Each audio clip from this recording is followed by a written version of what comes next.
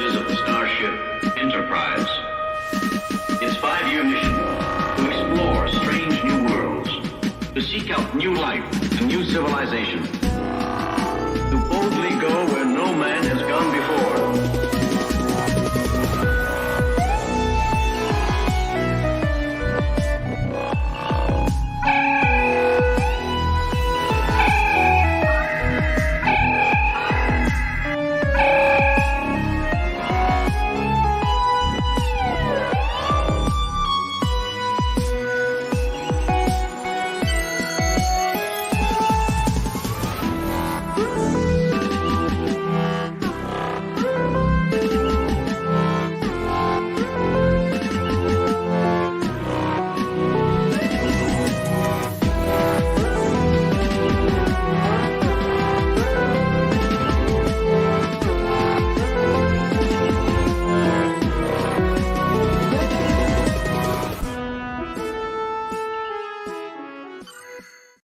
And good evening, everybody. Welcome to another episode of The Landing Party.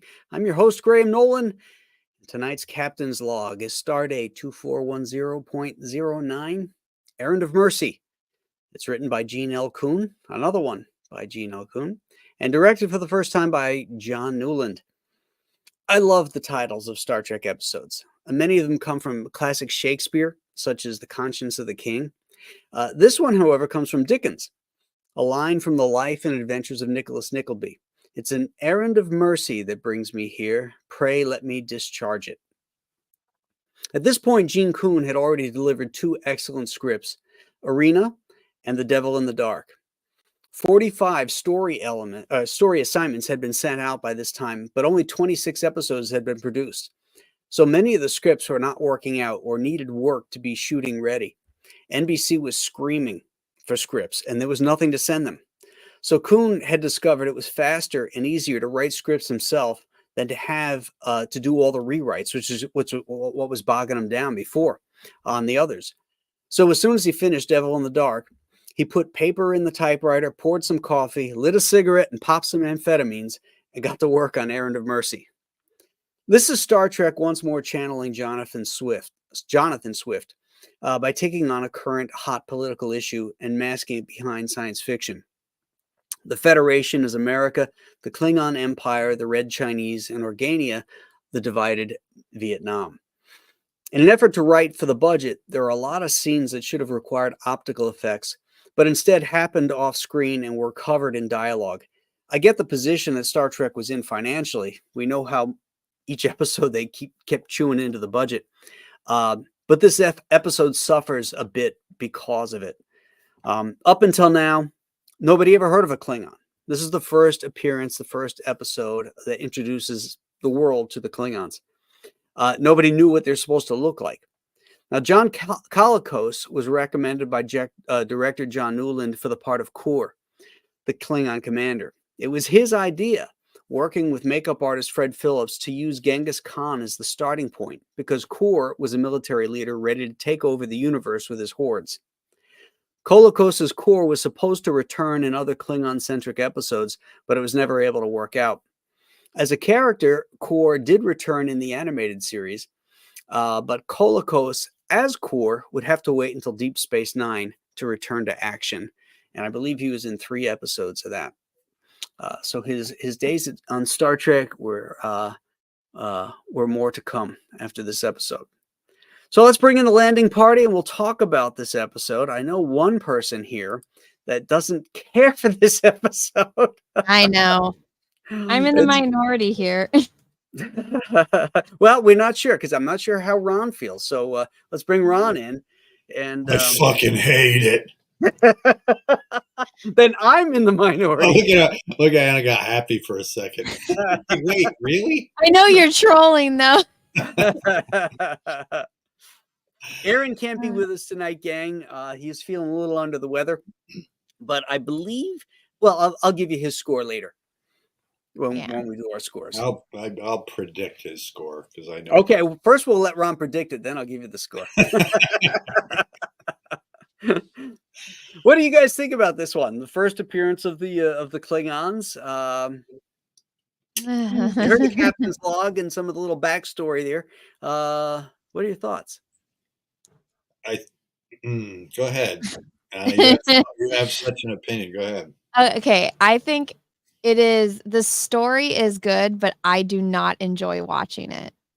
Okay, that's interesting. You like the story, but you don't like watching the episode. So what is it about the episode that The aliens drive me crazy. okay. I hate them. I hate them so much. And I get like once you've seen the plot twist at the end, because you just think like, you're Oh, like, you mean Kirk, the Organians you hate? yeah. Because it's like, Oh, they okay. drive, it's like, you're like, Kirk, it's like, why won't you accept our help? Like, we're telling you these are the bad guys. And then at the end, you find out that they're all powerful, omnipotent beings. So it's like, if they would have just known that from the beginning, they could have left and the episode didn't need to happen. But and then at the end when they're like, "Oh, well, we've been fighting for something that we didn't even want." I'm like, it's a waste of my time. I don't like watching it. I get it. It's good. I understand why people like it. I don't like it. I don't want to watch just it. think I'm honestly not making fun of you. I just think that's the most hilarious, weird I logic. know. Listen, I Because also there hate wouldn't the even be an dog. episode. That's true. There wouldn't be. There wouldn't be. It's a very simple. If they would, when Kirk showed up, like, oh, they're gonna come, they're gonna do this to you. All they'd have to be like, oh, well, don't worry about us. We got like all this power. It doesn't matter. I think the point of it is how often would you have a conversation with two ant colonies fighting and reveal yourself as being all powerful to ant colonies who would have no real concept of what you are anyway. I think they were just sort of standing there and they're like, we're in no danger here. So they're just going about their business, doing the thing they've done for so long because it's so beneath them. Mm-hmm. It'd be like watching a red ants and black ants fight. You just don't care. Just like Yeah, it's beneath me because to they're watch so this much episode. above humans. However, they understand that humans, Klingons, are an intelligent species, so they honor them to take their form so that they can, at least communicate and make them feel at home. Uh, Even though they're so much further ahead of us, that I mean, we they are went like even humans. they went even so far as to have the head guy there. What's his name? The head Organian. Head Organian. Head Organian. Yeah. Your presence is intensely painful to us. He looks like he belongs in a Nasacort commercial. He always Even looks the way that they talk, I'm like, I just want to go to sleep. I didn't even watch this episode for today because I don't like watching it. I'm like, ah. I love how they start to hint at these creatures because, like, all of a sudden that one guy goes, 6 ships have just arrived in orbit. 100 people have just materialized in the town square. And he's Yeah, like, yeah, yeah. "How do Because you know this? How do you yeah, know this?" Yeah. that I one I think Steve. that was really, really cool. What was his name? Wasn't there a guy? One of the names in it named like I'll pull it up. Trefane, but it was Trefane. Yes, yes, and I Which think it guy was was that?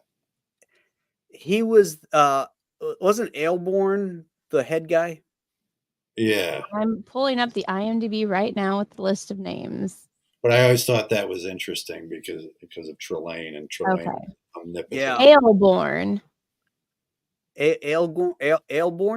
Ailborn. Ailborn. And Laymare. he's the head guy. Trefane. Interestingly, because to Anna's point again, he did kind of try to tell them. He kept saying, "We're in no danger here." It's not Yeah. like he just didn't come out and say, by the way, we're omnipotent beings.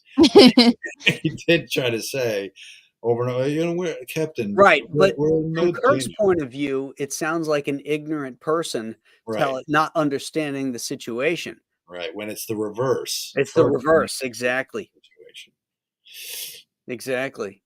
And even Spock didn't pick up on. He would have thought Spock might have. Yeah, which you think Spock would have realized that they have no technology. They haven't advanced in 100 years since we visited last, but they somehow know that there's 6 ships in orbit. They somehow know about That's the one materialization. thing I think Spock would have picked up. Spock's. They delve in all kinds of weird mysticism. Mhm. The Vulcan mind meld, all that stuff is very advanced and all that. So I would have thought Spock might have picked up on it quicker than he did. And even doing a tricorder reading on them, I know they read as humanoid, but Mhm. would have thought maybe it would have picked up something else. And Kirk was, he was just a little too gung ho in this episode. Like when the one guy, pushes him, and he just like goes like he's ready to go, and Spock pushes him back, and then he says, "I thought for a minute you were gonna, punch him in the face," Yeah. Come on, have a little bit of control. You're the captain of the Enterprise. You think you'd have a little better. Well, he looked at He them. hates the Klingons. He wants them all to die. Yeah. Yeah, But I yeah, think but he's meeting him for the first time here. It's like He always us. hates the It's like us Klingons. It's like us looking at terrorists, though. I think Kurt looked at the Klingons the way we would look at, the Taliban, not the Taliban, but ISIS or one of right, them. Hamas or something like Hamas, that. yeah. So I think that's where that was coming from, because he just viewed them as raiders and sort of murderers. Right. So I kind of get it. Especially I thought how Core was written was really cool, because obviously, knowing that now that it was based on Genghis Khan and the warrior mentality, he regretted, he looked up, he was impressed by Captain Kirk and wanted that returned in, because he was, the same as him. And it hurt him. It pained him to know that he was going to give him this ignoble death, without dying in battle, that type of thing. And to me, I like this kind of Klingon a little bit better than the Worf kind of Klingon. you mean with the big vagina on their heads? Yeah, and all the it's like, how do you even build a society like that? What I mean? You kill everybody, everybody's on everybody's ass, I don't know. It's a little cooler. It's sort of like, you always hear about humanity, that we're on a fast track to self-destruction if we don't, get together in peace and sing hallelujah. But then you look at the Klingons, and they got as far as they did, being the way they were. But they have a code of honor, Right. It's kind of like you would have imagined Genghis Khan and the Mongols might have had, right, dying in battle and things like that. So yeah, I mean, that's a redeeming quality at the end of the day. Right. Yeah, It in did look a some of lot the like episodes, like Genghis by Khan. the time they got to Trouble with Tribbles, it's like they didn't even bother with the makeup. All they did was put a little suntan oil on them. Yeah, And and they gave that chip cheerio dude in there. Just yeah, Klingon. you had Trelane as a Klingon with tanning oil on him, and he didn't have the hair and everything. It was like, why'd they get so lazy by that episode? Because Poindexter Klingon. Because Yeah. all the hair went into making the tribbles. maybe, maybe, but by the time they got to Day of the Dove, they went back to like Right. Michael. And Kang was cool. Michael Yeah, and Kang Fred. was cool. Yeah, I really liked that's him. what you pictured a Klingon being like. Very deep voice and bigger than he towered over Kirk and stuff. Yeah, and he. But I agree, they really went too far authoritative. with the makeup. Well, what do you think about the Klingons in the movies? That same thing. I think they went too far with. Well, you know what? I will say, I didn't mind. I liked them actually better in the Chris Pine version, when Uhura goes and she thinks she can sort of Oh no. talk to them. They're much more alien looking than even like Worf to me, like as I recall. Am I right about? I don't remember them in the Chris Pine. You didn't like ones. that either, Anna? I have a problem because you're telling me that Spock's Here we go. So Spock's ship, while he waited for 25 years, or excuse me, the Romulan ship, Nero's ship, while they waited for 25 years for Spock's ship to come out of the wormhole, were apparently, instead of doing stuff like warning Romulus about the supernova, they were prisoners of those Klingons. And I'm like, so you're telling me the Klingons had access to a Romulan ship from the future and did nothing with it for 25 years. It's like, that's how you know J.J. Abrams doesn't know anything about Star Trek. But I didn't even pick up on that story thread. Good point, yeah. Well, it's been so long since I seen the Abrams Trek, and I never saw the third one. It has good things about it. It's just it just looks like it's someone who doesn't know anything about Star Trek Yeah, making a exactly. Star Trek movie. He was kind like of going Star on the Wars. it's cosmetic frat boys in space. Yeah. Is what that was. It was frat boys in space. Totally agree. Freaking hated it. I like the effects and Making everything. Spock emotional and having a romantic relationship with a whore Yeah. and all that. It was just like, what are you doing, man? Again, he doesn't know about Ponfar. It's like they just want Right. to flip everything on its head. Yeah, exactly. They want to Yeah. flip everything on its head and turn it opposite. It's opposite world. Yeah. And then they Mhm. decided to do a whole remake of Wrath of Khan to hire the whitest guy to play the Indian. I And- know. And all they do is switch reversal roles. They take the Kirk role into the Spock role, and that's it. Terrible. Which and like he didn't even understand the only reason Spock survives so long with that radiation is because he's a Vulcan. Like Chris Pine would just walked in the room and died. It's like it's so frustrating. Yeah. And then in the third one, I turned it off after the we see the alien race with the white and the makeup and stuff like that, and Kirk and Bones running through like the Keystone Cops through the jungle, and then the Enterprise rising up out of the ocean as if this spaceship was built for the pressures of the sea. Oh, that it could enter the atmosphere without having any problem. Well, they built the Enterprise in Iowa. It's like, why on earth would you build this giant spaceship in Earth's atmosphere when you could literally just make it in space and not have to worry about this crazy thing called gravity? J.J. Abrams is an idiot. That's exactly right. And I'd like to know where this Grand Canyon is in Iowa that little young Jim Kirk drives his car off I know. into. It's like, where the hell is this in Iowa? Yeah, I picked up on that too. I was like, I don't recall there being. Is there a Snake River? Isn't there? Yeah. No, Yeah, it's Idaho. Yeah, but it's next door, right? Iowa is cornfields. It's as flat as you get. Yeah. Yeah, the only thing I did like was in Wrath of Khan, I always thought, why didn't Spock, I think I mentioned that before, didn't Spock take on Khan? Because Spock has superior strength and ability. And, so I like that they did that in the movie, I think Spock would have gotten his ass kicked by Khan because Spock isn't a fighter. He's got the strength. Yeah, but Kirk is a fighter. He understands, karate and all that kind of shit, Yeah, but I think I would imagine being in Starfleet, you'd still have to do combat training. I don't think you just go on the ship and you don't get trained when you're a younger officer. You still have to do combat training. Well, but maybe as a Vulcan, he and a peace-loving Vulcan science officer, maybe he gets a pass on that because of his strength, and he doesn't have strength for that. Now we're just inventing stories. Yeah. But okay. So let's take it further, and we've never seen Spock engaged in any type of martial arts or combat. He pinches. He's thrown a punch a couple times, but that's it. He's never bounced off the wall like Kirk or done any Kirk foo. I don't know. Yeah, whatever. I just think he would have combat training no matter what. But I still like the idea of seeing those two go at it. It's like Godzilla versus Kong kind of a thing, I guess. Right. And Kirk is Kirk. Obviously, he's got the will and everything. So. Yeah. Yeah.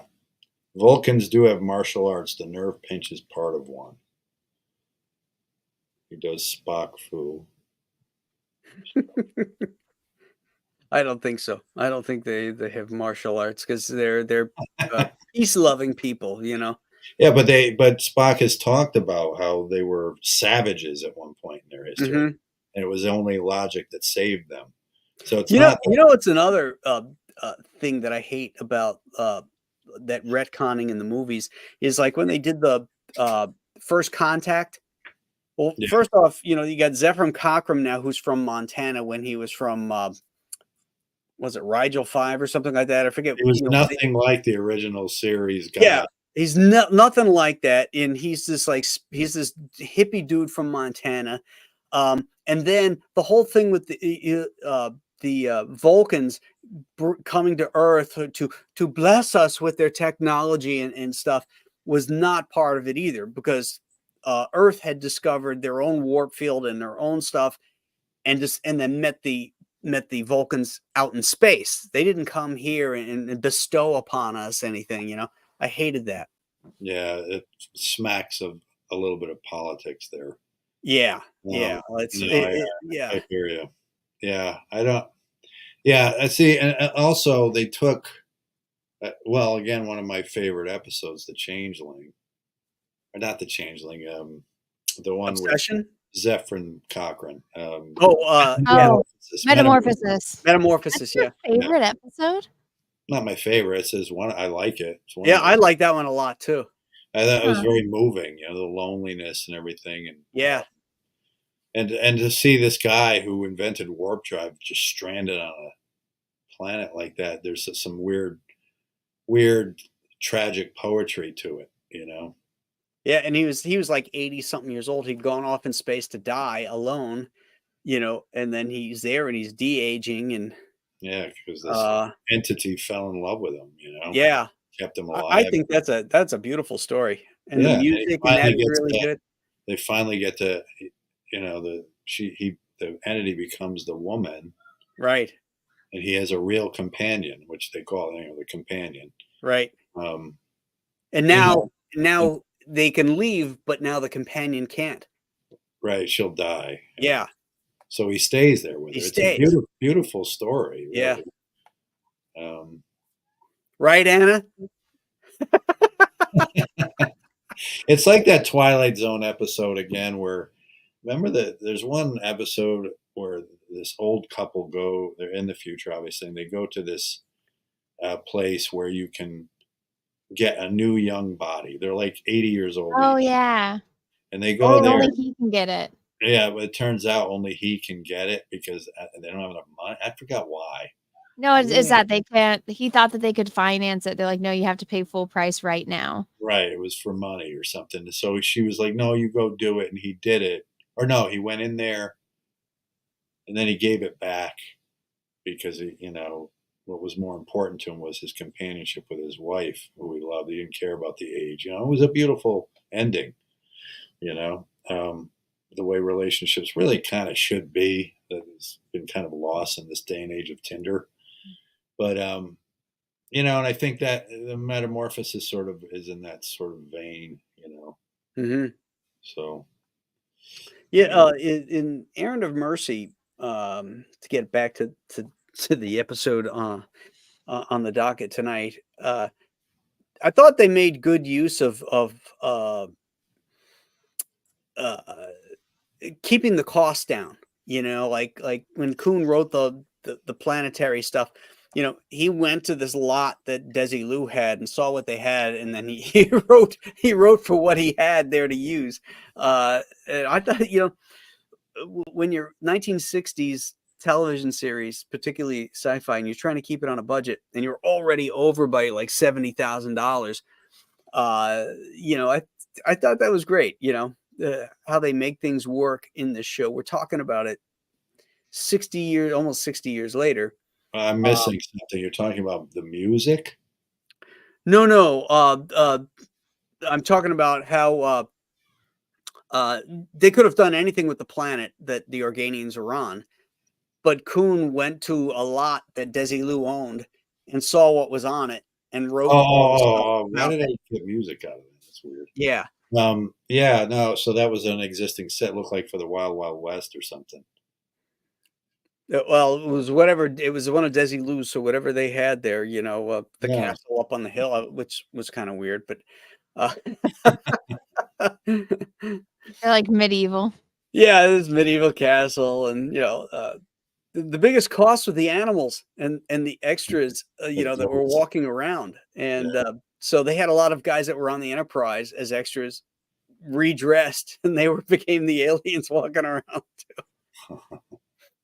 You know, Yeah, and the Klingons. Cost saving. Right. Right? That was the thing too, is the Klingons with their uniforms didn't really stick out too much. They kind of looked like they were part of that culture anyway. Yeah. You know? I swear. I thought he was going to do the "I promise margarine" thing. Yeah. God. I promise. I promise. Anna probably doesn't remember that. I try to forget this episode. No, I'm talking about William Shatner's Melissa, promise it's safe to margarine say this commercials. is your absolute least Oh, favorite. his commercials? Yeah, Oh, this they is were one of my margarine absolute least. commercials. I don't think I've seen any of his commercials that aren't Yeah. Star Trek related. I wasn't alive. No, that's what I mean. This is from the 70s, I think. When he did I promise margarine. Well, also, I grew up without like cable, so I didn't get to watch any commercials anyway. So Well, you have a fan here. Anthony Mark says, I never liked this episode. Anna's correct. It's a cool story, but it's poorly executed. Yeah, there's some clunky scenes in there. But I think the framework of the story supersedes it, But, that's just me. Hey, Lynn, what are you talking about? The Enterprise? You're talking about Mirror or the Enterprise series? This one? Yeah. What's she talking about? oh, it's talking about the ENT is for the series that the one of Scott Bakula, whose birthday it's his birthday today. Oh. So what? Shatner was they originally approached him to be on it or something? Probably. That's what it sounds like. Come on, Lynn, we want to know. What's I liked Enterprise. I thought that was the closest to the original series. It got good. Like the first season's kind of wonky and then it does find its way. But they actually have the whole arc where they explain why the Klingons look different from TNG to TOS. And it's because they got the Klingons were using the genetic modification that they used for Khan on themselves. And by doing that, it removed their forehead ridges and made them look more human. And then they exiled all of those Klingons that had that mutated genes onto a couple moons. And those are all the ones that we see in TOS. Oh, is that right? Mm-hmm. And they gave them ships and everything, huh? Well, they still were members of society, but the Klingons just like, not a you guys go do your own thing. And they basically said, you guys have to deal with the humans and like do all the It stuff that wouldn't be a we bad don't. idea for what's going for today. Sometimes I think we should be split the country in two.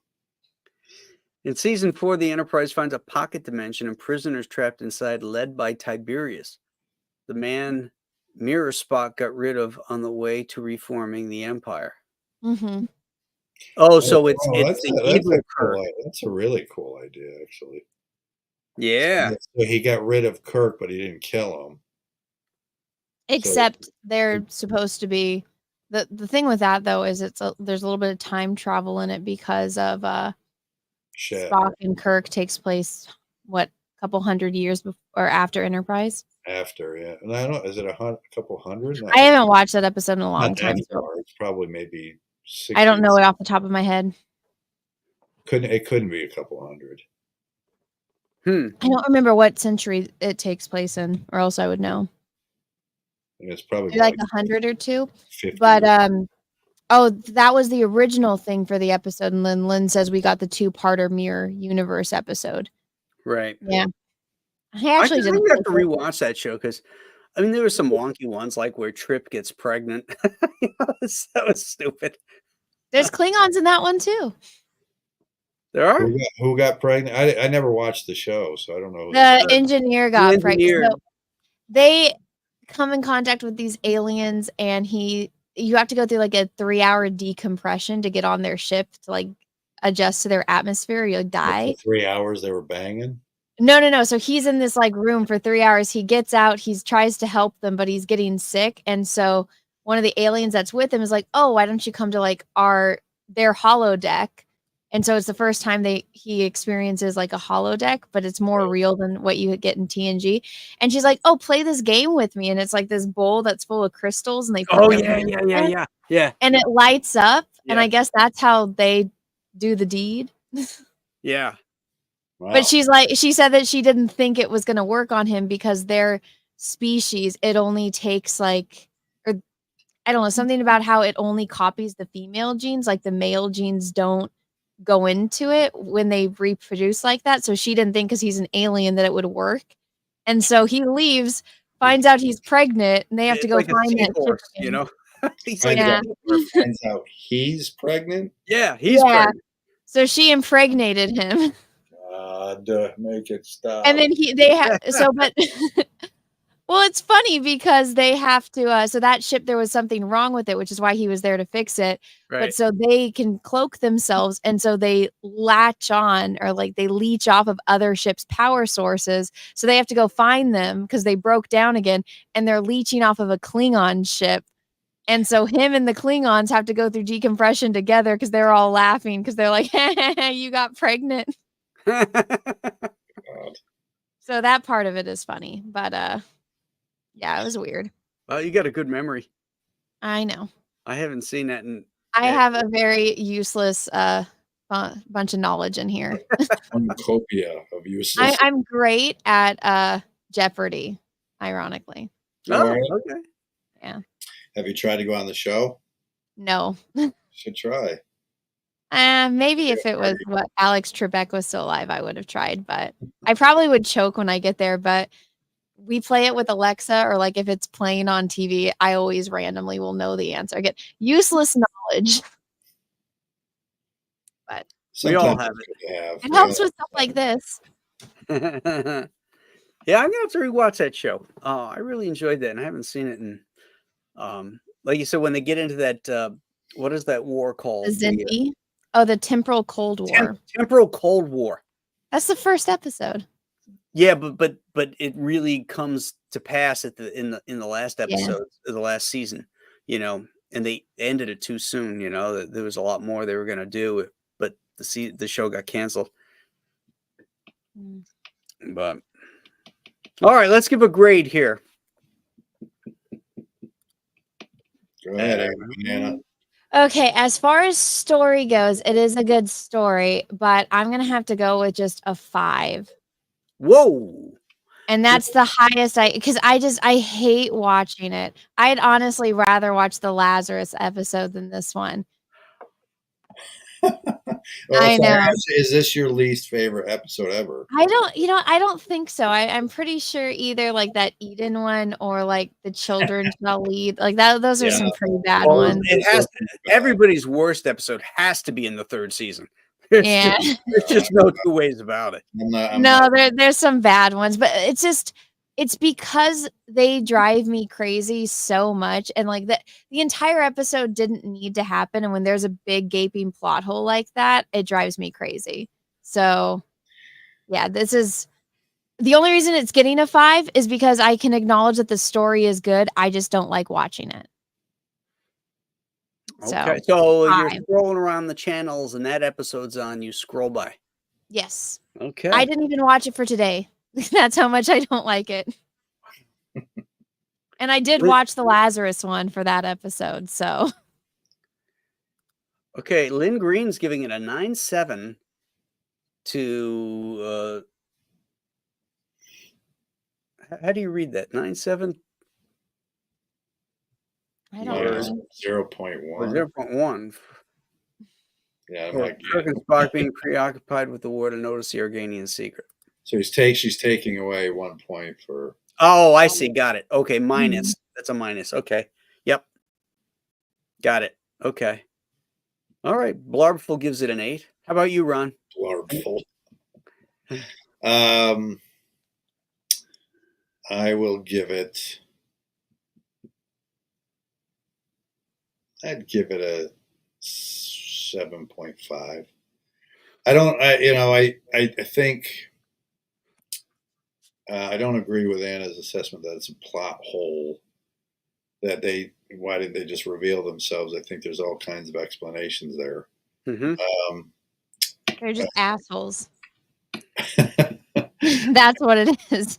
The Organians just don't have any fun. I mean, you can't even have a little war. I just don't think they are even they just looked at it as if you were watching little children play in a sandbox. I just don't think they're. Well, it's they try to help them. Like when they say, "Oh, we'll give you clothes and we'll help hide you." It's like, well, why don't you just beam them up to their ship like you can, considering you can Well, literally stop everyone? What does the Federation do with cultures that are not as advanced? They treat them the same way. They don't reveal themselves. That's true. They're not Yeah, supposed but that is when Well, what do you they mean? know. Yeah, there's no yeah, but it's the exact parallel. The No, it's not, Federation's because whole they. thing is not to interfere with the growth of any, civilization. That's because of the Prime Directive, and they don't. But it As doesn't far as matter. It's the same. we don't know if the Organians have a It's Prime the same Directive, principle. Is but that they break that. They pause everyone in the galaxy. because they're about to slaughter each other, so they did them a Right. favor.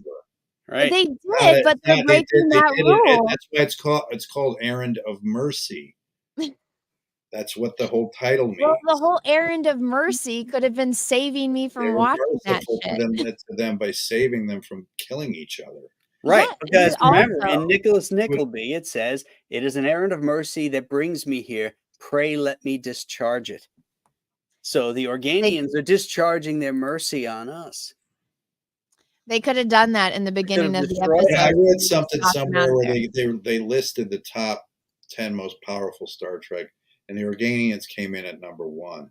They had to.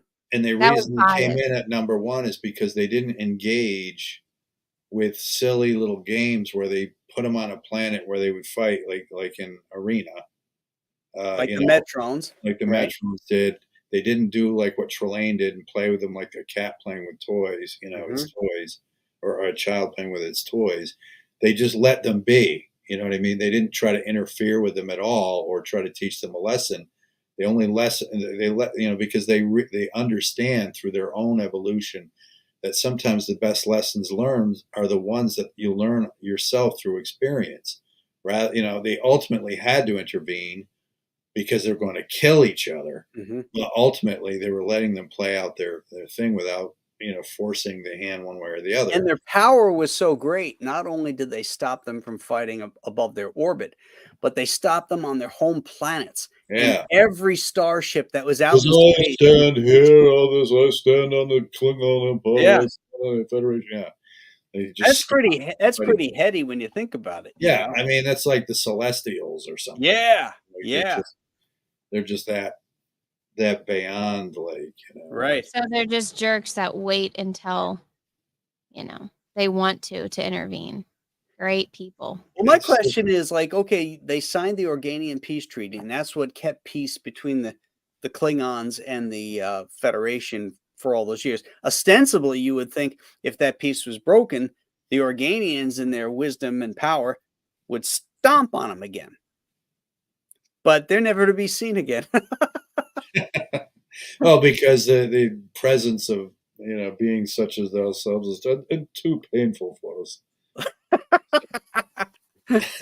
So they just want nothing to do with these savages, Yeah, and they just dissipate it into the ether. That's the thing that's really cool too, is that they're just like dissolving and they're all blinded by the light of it. It would have been glorious. Yeah, it would be glorious. It would have been glorious. The battle. Yeah. Okay, so that you're a 7? A 7.5? I said 7.5. Okay, now you got to guess Aaron's. Okay. I first have to take into account Aaron's complete contempt for me as a human being. And then how does that affect his grade? because it can't be the same as mine. Oh, I see. Okay. So I'm gonna knock it down a little. I'm trying to think, what would Aaron think of it? I think he would have. I feel like Aaron likes this episode. Oh, he did. He said it in the chat. Like it, but I don't know. I feel like Aaron said this is an 8.5, didn't he? I'm gonna say he's gonna say it's either 6. I'm gonna say a 7. Bam!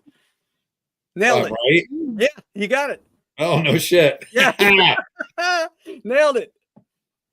Aaron gave it a 7. Yeah, I don't think it's his absolute favorite. I think he'd find holes in it like Anna's finding, Yeah. but maybe more cosmetic I, ones. I'm with you. I'm a 7.5 on this one. Oh, cool. Yeah. Yeah. What's your reasons? It's a really cool, solid story. I can get past some of the low budget aspects, uh, which is really the biggest thing for me is some of the way it was paced and set and shot, which really kind of showed off the lack of budget for it. A lot of times they can fake that and make it look bigger than it is.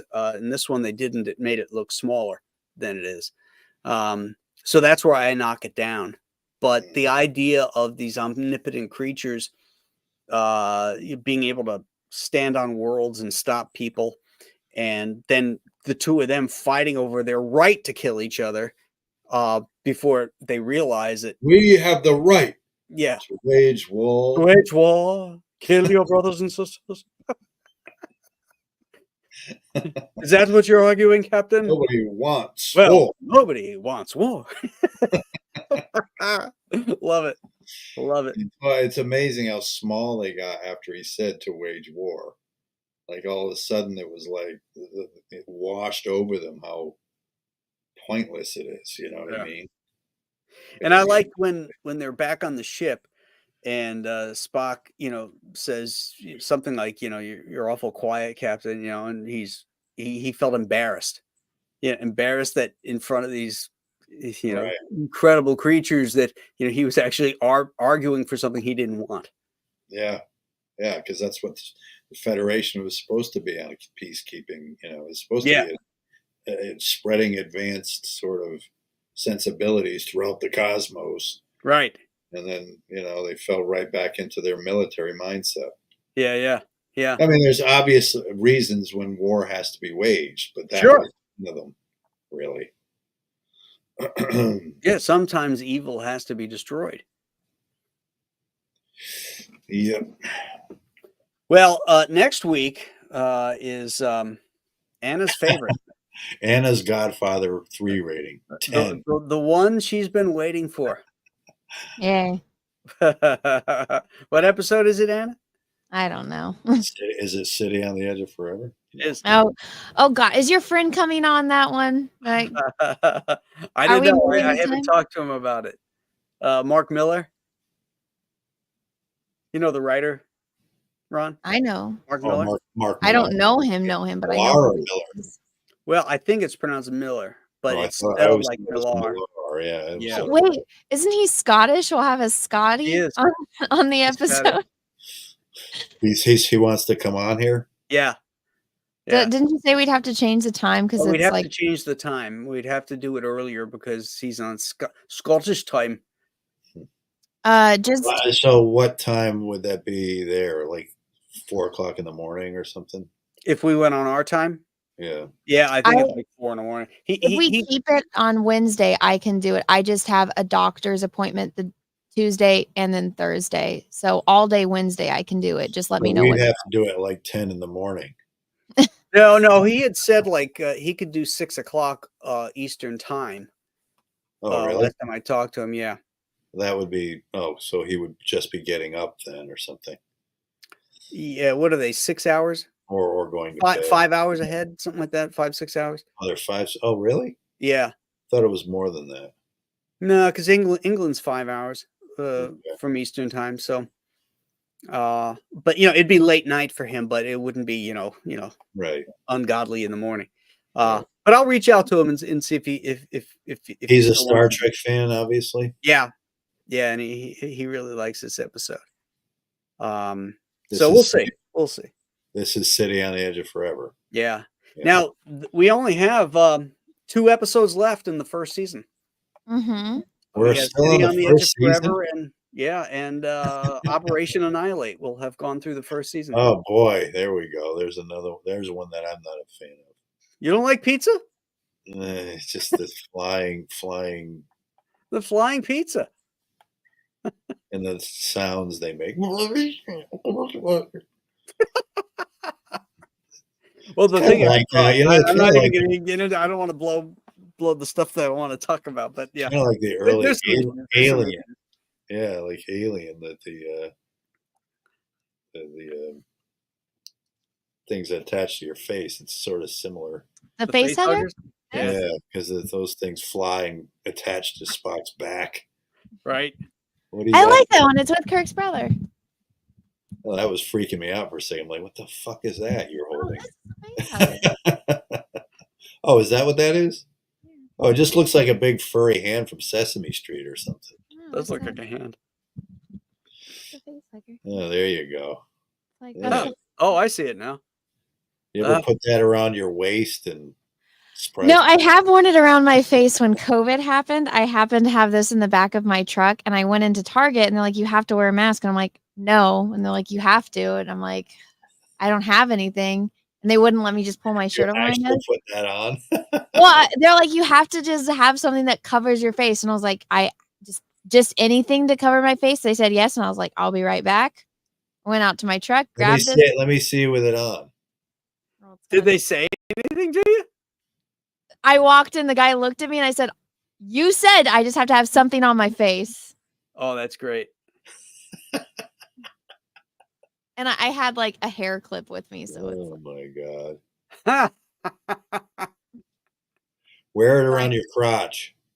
that's not funny. gonna happen. The crotch hugger. Billy's here, the man who knows the Billy! most about Star Trek. He says, "Table 1701, your pizza is ready." At least he got that right. He did. I'm proud of you. Proud of you, bro. Oh, All right. All right, guys. So City on the Edge of Forever to next week. And that'll Might be be a a good different time. it might be a different time. Yeah. I'll let you guys know. If you're not subscribe to the channel so that you'll get the updates and notifications if we do have to change the time. thank you, Blue Boy Comics. Yes, thank you, sir. All right, everybody, you guys have a great night, and we'll see you next week.